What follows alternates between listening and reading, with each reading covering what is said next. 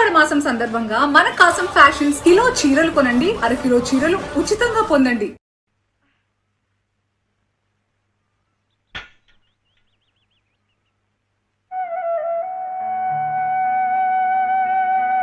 అయ్యయ్యో, ఏమిట్రా ఈ తలతిక్క పనులు? చూడలేదు. సర్లే, బిడ్డ పూర్తిగా తడిసిపోయాడు. ఏమనుకోకమ్మా. పర్వాలేదు. చాలే. అయితే రేపటి నుంచి నీళ్లు కూడా పోయాను. ఒరే, ఇదంతా నా కోసం అట్రా, నీ కోసం కాదు. ఏది చేసినా భక్తితో చెయ్యాలయ్యా. అయితే ప్రసాదానికి వెళ్ళినా వెళ్ళు. ఓం రాజాతిరాజాయ ప్రసహ్య సాహినే నమో వయం వై శ్రవణాయ కుర్మహే సమే కామాం కామ కామాయ మహ్యం కామేశ్వరో వై శ్రవణో దదాతు. ఇంకా నైవేద్యం కాలేదురా. శ్రవణో దదాతు.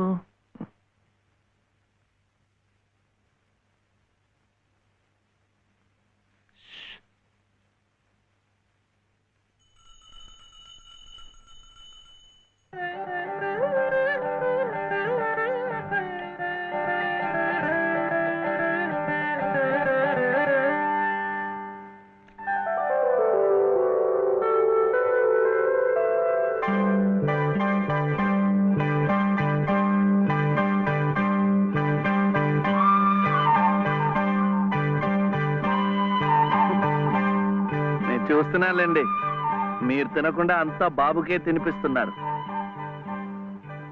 తీసుకోండి. నాకు లేదనా? నేను మళ్ళా అడిగితే ఇస్తారు. ఈ గుడి మాకు బాగా తెలుసు. నేను మా నానమ్మ రోజు వచ్చి ఇదంతా కడిగి ముగ్గులేస్తాంగా. తీసుకోండి, తీసుకోండి. తీసుకోమ్మా.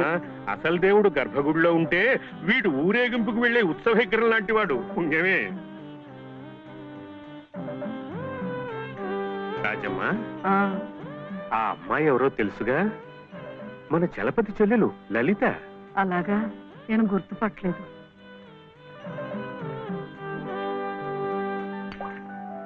నిన్ను గుర్తుపట్టలేకపోయానమ్మా. ఏమనుకోకు. ఏమిటో మనిషికి ఒక చింత పెడతాడా దేవుడు. గంగిగోవు లాంటి మీ అన్నయ్యకి ఆ మహాతల్లి మీ వదిన ఎలా దొరికిందో. వస్తానండి. పదమ్మా. చూడమ్మా, ఇంత చిన్నతనంలోనే నీకొచ్చిన కష్టం సామాన్యమైంది ఏం కాదు. ఇలాంటప్పుడే మనసు చిక్కబట్టుకోవాలి. నేను ఎన్ని ఎదురు దెబ్బలు తిన్నానంటావు? కళ్ళ ముందే కాపురం చేస్తున్న కూతురు పోయింది. కొడుకు కోడలు పోయారు. చిన్నతనంలో జరిగిన ప్రమాదంలో మెదడికి దెబ్బ తగిలి నా మనవడు ఇలా అయిపోయాడు. ఇవన్నీ తట్టుకుంటూ మందులు మాకులు తింటూ ఇంకా బ్రతికుండాలనుకుంటున్నానంటే ఎందుకంటావు? నా మీద ఆధారపడ్డ వాడి కోసం, నా మనవడి కోసం. భగవంతుడా, వాడి బుద్ధి పెంచకపోతే పోయే. ఏ కల్మషం ఎరగని ఆ పసితనాన్ని అలాగే ఉంచు. చెప్పింది చేసే పట్టుదల, దీక్ష అవైనా ఇచ్చావు, అంతే చాలు అని రోజుకొక్కసారి ఆ దేవుడికి గుర్తు చేయటానికి ఈ కట్టిని ఇలా ఉంచాను. అమ్మా, స్కూల్కెళ్ళొద్దు. చాదస్తం అనుకోకపోతే ఒక్క మాట చెప్తాను తల్లి. నువ్వు కూడా ఒక మంచి రోజు చూసుకుని ఈ గుడి ప్రాంగణం తుడిచో, మెట్లు కడిగో, ఇంత సేవ చేసుకో. అంత మాత్రాన బాధలు తీరిపోతాయని కాదమ్మా. ఆ భగవంతుడి అనుగ్రహం ఉంటే ఈ కష్టాల సముద్రంలో పడి కొట్టుకుపోకుండా కనీసం మోకాటి లోతునైనా సాగిపోగలమని. ఆ లలితమ్మ ప్రసాదాలు పెట్టి పిల్లాన్ని స్కూలుకు పంపుతోందంటే ఆ వదిలి గారు ఎంత అమానుషంగా ప్రవర్తిస్తుందో ఆలోచించు. అగో, నీ ఇష్టం వచ్చినప్పుడు అలా రావడానికి పోవడానికి ఇది ఏమన్నా ఇదనుకున్నావా? గుంజీలు ఏదో పొరపాటు అయిపోయింది. రేపటి నుంచి వాటి టైంకి వచ్చేస్తా. రేపటి సంగతి రేపు చూద్దామమ్మా. ఈ క్లాస్ అయ్యేదాకా గుంజీలు వేద్దావా అని. అప్పుడు కానీ రాంగ్ కుదరదు. ఒరే ఒరే, ఏమిట్రా ఇది? మీరు క్లాస్ అయ్యేదాకా తీగుంజలు తీయండి. వాడికి నాకు సామ్యం ఏమిట్రా? వాడు తప్పు చేశాడు, తీయొద్దు. మీరు తప్పు చేశారు. నేనేం చేశాను? వాడు ఎందుకు ఆలస్యంగా వచ్చాడో తెలుసుకోకుండా తీగుంజలు తీయమనడం తప్పు కదా. ఎందుకు ఆలస్యమైంది? నువ్వు తీయొద్దు. ఏమ్మా, ఎందుకు ఆలస్యమైంది? వాళ్ళ వదిన బాగా చూసుకోపోతే గుడికి నిజమే కదా, గుడికి తీసుకెళ్లి ప్రసాదం పెట్టి తీసుకొస్తోంది పాపం. అన్ని మెట్లు ఎక్కి దిగాలంటే ఆలస్యం అవుదా? అవుతుంది. ఆ సంగతి చెప్పొచ్చు కదమ్మా. అంతే, ఆపు ఆపు. మాస్టారు, రేపటి నుంచి గుడిలో ప్రసాదం అయిన తర్వాత వీడు వస్తుండగా చూసి బెల్లు కొట్టండి. అట్టాగే లేరా, వెళ్ళు వెళ్ళు. నీ పేరేమిట్రా? సుబ్రహ్మణ్యం. బాలసుబ్రహ్మణ్యం.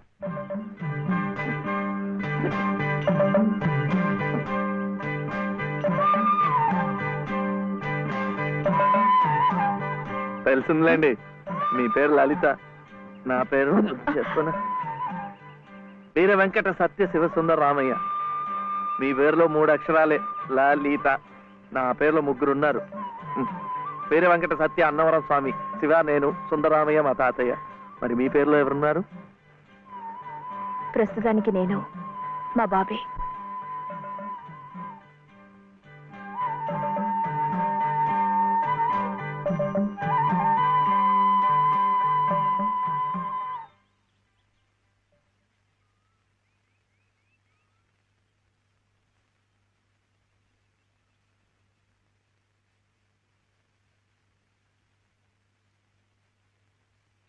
ఇలా సహాయం చేస్తే పుణ్యం, కానీ మొగాళ్ళు మాత్రమే చేయాలి.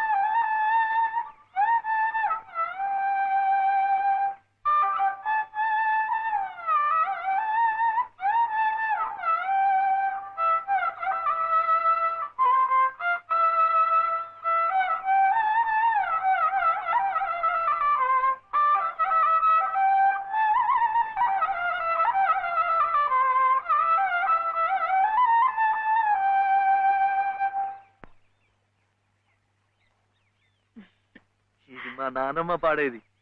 ఏమిటి చెప్పండి. శివుడవో మాధవుడవో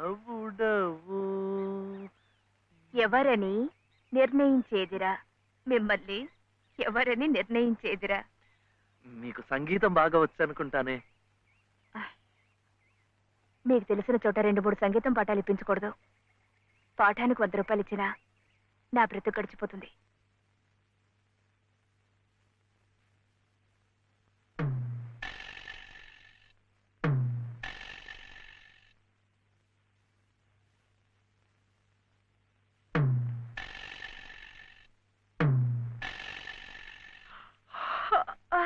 ఏమిటి ఏమిటి అప్పుడే ఆవలింతలు? పెళ్లినాడు హోమం చుట్టూ తిరుగుతుంటే పురోహితుడు చెప్పాడు కాబట్టి తిరుగుతున్నారనుకున్నాను. తెల్లవారులు మంచం చుట్టూ కూడా అలాగే తిరుగుతారని నాకేం తెలుసు. పాడుగాను బుద్ధి. తిరుగుతున్నానంటే ఏ కోణంలో చూస్తే నువ్వు అందంగా ఉంటావో చూస్తున్నా. నా అందం చూడటానికి ఈ జన్మ సరిపోతుంది. నా కడుపు పండటానికి మరో జన్మ పడుతుంది. పడితే పట్టని ఏమిటి, అన్ని జన్మలకి నేనే నీ మొగుణ్ణి. మావయ్య, దిగు దిగు దిగు. అలా చూడకూడదు రాత్రిపూట. ఏమిటయ్యా రా. మధ్యలో వాడిందికే, నువ్వు కూర్చో. నువ్వు వెళ్ళరా, వెళ్ళు. ఇవ్వు.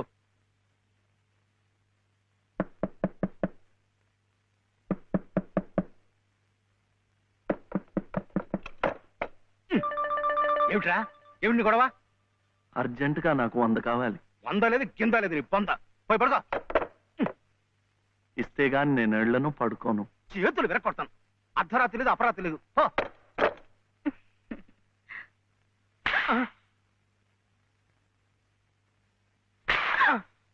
అల్లుడు, ఏమిటండి మీరు కిటికీ? అది కాదయ్యా, ఇందాకాడేదో నేను అడిగినట్టున్నాడు, నువ్వేమో కాదన్నట్టుకున్నావు. అందుకన్నాడు కొరడా ఇచ్చుకొని రక్తాలు వచ్చేలా కొట్టుకు చేస్తున్నాడు. సావనివ్వండి, నేను లొంగను. అయితే నేను ఈ ఘోరం చూడలేను. నేను ఇప్పుడే గోదాట్లో దూకు చేస్తా. ఉండు నాన్న, నీతో పాటు నేను కూడా తూగి చచ్చిపోతాను. ఆగు. పగలు లేదు రాత్రి లేదు, ఒకటి ఈతర పోటీలు ఇద్దరికి. రాముడు చూడాడు ఎలా కొట్టుకి దిగిపోతున్నాడు. అయినా ఆడు అడిగింది లచ్చలా కోట్లా, ఓ కొంద. మీకు 100లాగా కనిపిస్తున్నాడు మీ బొంద. ఇలా 10 సార్లు 10 వందలు ఇస్తే ఎన్ని 100 అవుతాయి నా బొంద? ఇలా ఇప్పటికిప్పుడు కావాలంటే చిల్లర ఎక్కడి నుంచి తీసుకోవాలి బొంద? ఇదిగో బాబు వందా. అలా కొట్టుకోకూడదమ్మా.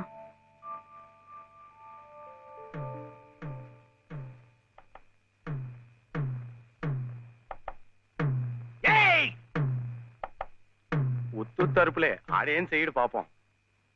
కానివరే, ఇంత గొడవ చేసి 100 రూపాయలు ఇచ్చుకున్నావు కదా, దేనికి? సంగీతం నేర్చుకోవడానికి. అందులో సగం నేను నేర్పుతా. ఏం సగం ఇస్తే సగమే నేర్పుతానేనా? మరి మీకిస్తే ఆవిడకి సహాయం చేసినట్టు ఎలా అవుతుంది? ఆవిడెవరు? లలితమ్మ గారు. అదా సంగతి. బాగుందిరా. కానివరే, ఓ పెద్ద పేరున్న దర్జీ దగ్గరికి సీటీ కూడా అట్టుకెళ్ళి మంచి కోటు కుట్టమంటే బాగోదు. అట్లాగే బాగా శాస్త్రం తెలిసిన మనిషి దగ్గరికి వెళ్ళి నీ లొల్లాయి పదాలు పాడే కంఠంతో సంగీతం నేర్పమంటే చచా, దానికి రాగం, తానం, స్థాయి ఎన్నుండాలా? అసలు గొంతుకి ఏ స్థాయిలో ఇప్పుడా జమ్ము నిలబడిపోవాల. అప్పుడు ఆవిడ ఏమైనా నేర్పినా, నువ్వేమైనా నేర్చుకున్నాను.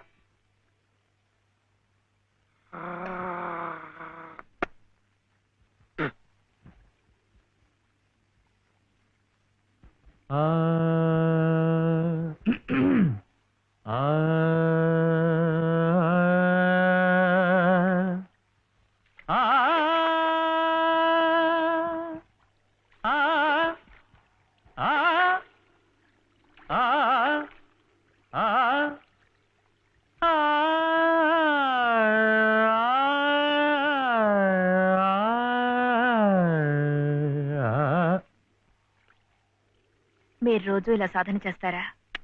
ఇప్పుడే మొదలు పెట్టాను. మీ దగ్గర సంగీతం నేర్చుకోవాలి కదా. నేను ఇంక నేర్పేదే ఉంది. మీరింత బాగా పాడుతుంటే. వైషజ్యం, ఉమ్, మందరం. ఉమ్.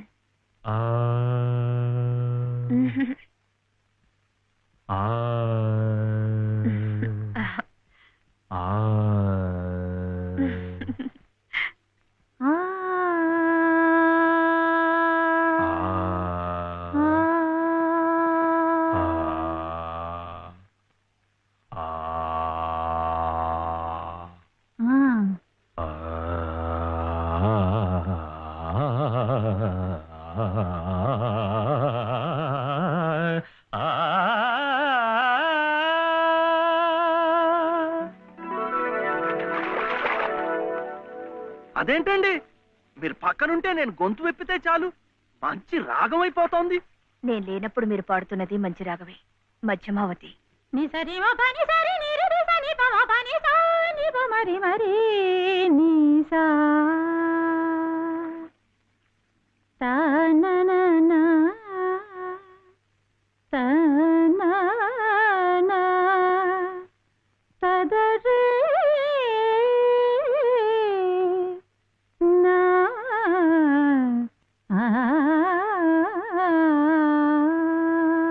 ఇది మా సంబరాల్లో పాడుకునే సీతం వారి పాట. సువ్వి సువ్వి సువ్వాలమ్మ సీతాలమ్మ, గువ్వ మువ్వ సవ్వడల్లి నవ్వాలమ్మ. సువ్వి సువ్వి సువ్వాలమ్మ సీతాలమ్మ, గువ్వ మువ్వ సవ్వడల్లి నవ్వాలమ్మ.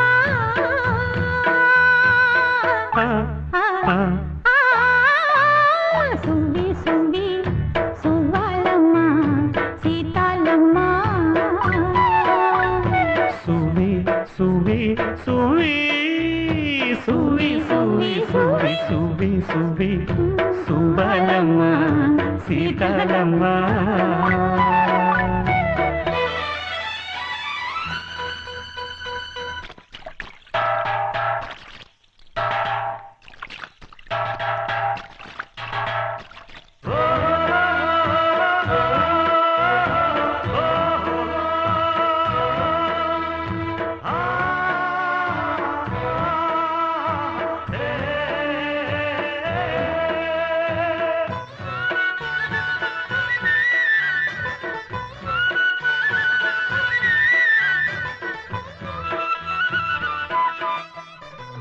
అండాదండా ఉండాలని కోదండ రాముని నమ్ముకుంటే, అండాదండా ఉండాలని కోదండ రాముని నమ్ముకుంటే, గుండెలేని మనిషల్లే నిన్ను కొండా కోనల కుదిలేశాడా గుండెలేని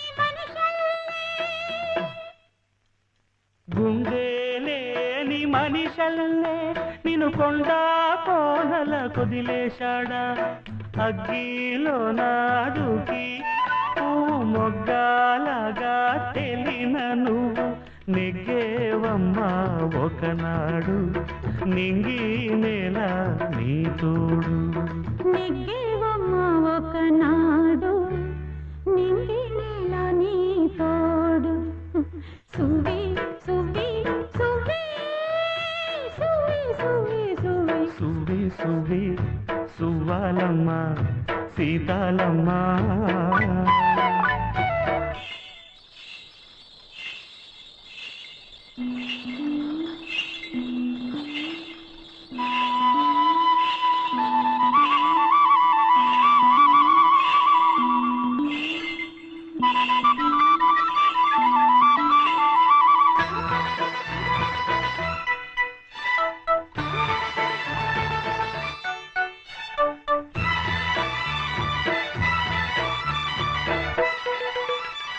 చుట్టూ ఉన్న చెట్టు చేమ తోబుట్టులింకా నీకమ్మ చుట్టూ ఉన్న చెట్టు చేమ తోబుట్టులింకా నీకమ్మ ఆగక పొంగే కన్నీళ్ళే నీ ఆకలి దప్పులు తీర్చేనమ్మా ఆగక పొంగే కన్నీళ్ళే నీ ఆకలి దప్పులు తీర్చేనమ్మా పట్టిన గ్రహణం విడిచి నీ బతుకున పున్నమి పండే గడియ వస్తుందమ్మా ఒకనాడు చూస్తున్నాడు పైవాడు వస్తుందా ఆనాడు చూస్తాడా ఆ పైవాడు సువి సువి సువి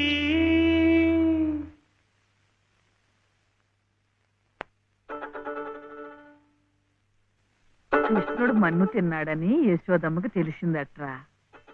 ఏది నోరు తెరు అని కృష్ణుడిని అడిగిందట. అప్పుడు కృష్ణయ్య, అమ్మా మన్ను తినంగనే శిశువునో ఆకుంటినో వెర్రినో. నిద్రపోతున్నావేమిట్రా, ఊకొట్టడం లేదు? ఆయనమ్మా, ఏమిట్రా? చలపతి గారు లలితమ్మ దగ్గర ఒక పాట పాడాను. అది విని ఆమె ఏడుస్తూ వెళ్ళిపోయిందేమిటే. ఏం పాట పాడావురా? సీతమ్మ మరి వనవాసం లేదు. మరి ఇంకేం, సీతమ్మ వారి కథ అంటేనే కష్టాల తోరణం. ఎంతటి ఆదిలక్ష్మి అయినా ఆడజన్మ ఎత్తేసరికి అగచాట్లు తప్పలేదు. ఏ కష్టాలు ఆమె గుండెల్ని తాకాయో, తన బాధల్ని గుర్తుకు తెచ్చాయో పిచ్చి తల్లి ఏడుస్తూ వెళ్ళిపోయి ఉంటుంది. అంటే ఆవిడ చాలా కష్టంలో ఉందా నానమ్మ? కష్టాలు కాక మరేమిట్రా, చిన్నతనంలోనే భర్త పోయాడు. అత్త మామల ఆదరించలేదు. గతి లేక అన్న పంచం చేర్చి ఆ వదిన తాటకిలా కాల్చుకు తింటుంది. ఏమిటో చస్తే గాని రాబందులు ముట్టం. కానీ ఈ బంధువులున్నారే, కాస్త పరిస్థితి చేయిదారితే బతికొండగానే పీక్కు తింటారు. అంటే ఆవిడ అలా కష్టాలు పడాల్సిందేనా?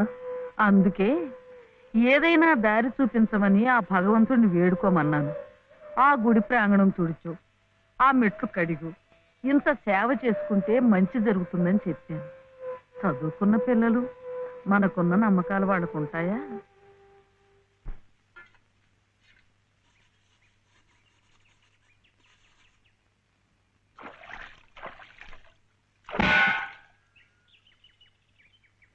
ఏమిటి ఇంత పొద్దున్నే వచ్చారు?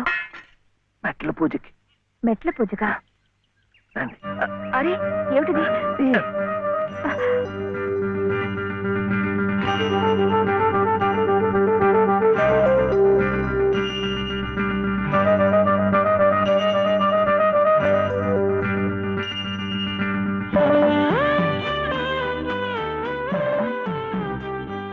ఇంకాస్త మట్లే వచ్చేసాం. అదిగో గుడి. మీకు ఎక్కువ కష్టాలు కదండి, అందుకని అన్ని మెట్లకు పూజ చేయటం మంచిది. నేను సహాయం చేస్తానుగా, రండి. అబ్బాయి చలపతి, మొన్న నువ్వు నాకు 100 ఇచ్చావు. 100 నా బొంద. అది ప్లేడర్ గుమాస్తా పంటి కింద కూడా రాలేదు. ఇప్పుడు మరో 5% కావాలి. 500. 500 కాకపోతే 1000 ఇవ్వచ్చు. కానీ ఆయన కేసు కూడా సరిగ్గా వినలేదే. విండాయా? పెట్టలేదుగా. ఎద్దుకు మేత, ప్లేడర్కు ఫీజు పనికి ముందే పెట్టాలి. నువ్వు వెళ్ళి 5% పట్టరా, 500. అప్పుడు వింటాడు. వెళ్ళు. ఇంకా చూడు, ఈ కేసుని గానుగా తిప్పినట్టు తిప్పేస్తాను. బాబు, ఆయన అసలే గంతలు కట్టిన గానుగెద్దు. అక్కడికక్కడే తిప్పేసి ముంచేయగలడు. నాకేం వినపట్టలేదు. నీ నోటుకు వచ్చినట్టు నువ్వే వాక్కు. తవరు చదువుకున్నారు, మధ్యలో ఈ దళారిగాళ్ళు ఎందుకండి బాబు? ఇదిగో, నువ్వు నోరు వస్తావా? నువ్వు వెళ్ళవయ్యా. అమ్మా బట్టలు. వేస్తాలే. ఇదిగో, ఏమేవు, కొబ్బరికాయ ఉంది కదా అని నెత్తికేసి రుద్దుకుంటే కొబ్బరి నువ్వు రాసుకున్నట్టు కాదు. చుట్టూ రాలిపోయి పుర్రెకి పుండు పడుతుంది. ఏమిటే? ఉతుకుదామని. ఇది ఉతికింది. అలాగే చదువు ఉంది కదా అని ప్లేటర్ దగ్గరికి వెళ్తే చాలదు. నాలాంటి అనుభవజ్ఞుడు పేచీ ఏమిటో విప్పి చెప్పి ప్లేటర్ గారి గోచి బిగించాలి. అప్పుడు ఆయన వెనక ముందు చూడకుండా కేసు వాదించి అవతల బారేస్తాడు. ఎవరినో ఉద్ధరించడానికి ప్లేడర్లు కోట్లు, వారికి ముడుపు చెల్లించడానికి ఇంట్లో ఉన్నదంతా దానాలు ధర్మాలు. నాకున్నదే ఒక గొలుసు, నేనివ్వను. అదే లలిత నీ అక్కయ్యో చెల్లెలో అయితే ఇలాగే మాట్లాడేదానివా? సాటి ఆడదానికి దాని బాధ ఏమిటో కష్టం ఏమిటో నాకంటే నీకే బాధ తెలుసుండాలి. అది తెలుసు కాబట్టి ఉన్న ఒక్క వస్తువు అయినా జాగ్రత్త పరచుకోవాలనుకున్నాను. పొద్దున్నే అన్నంగానే ఉన్నారంటే చంపుతాను. పొండి బయటికి. ఈ గొలుసైనా నా మెళ్ళ మీరు దిగేసిందేం కాదు, మా పుట్టింటి వాళ్ళు పెట్టింది. కనీసం ఇదైనా నా పిల్లలకు దక్కనివ్వండి. అలాగే నీ కన్న తండ్రి పెట్టినగా నీ కన్న బిడ్డలకే ఉంచుకో. నీ కట్టిన తాళ్ళు నాకు. అలాగే ఇస్తాను. ఈ మెళ్ళ ఓ తాడు ముడేయండి. పసుపు తాడు కాదు, ఉరితాడు. ఆ తర్వాత నా పిల్లలు దిక్కులేని అనాథలవుతారు. అప్పుడు మీ ఇష్టం వచ్చినట్టు మీరు చేసుకోవచ్చు. అడిగే వాళ్ళు ఉండరు. కనపడడం లేదా?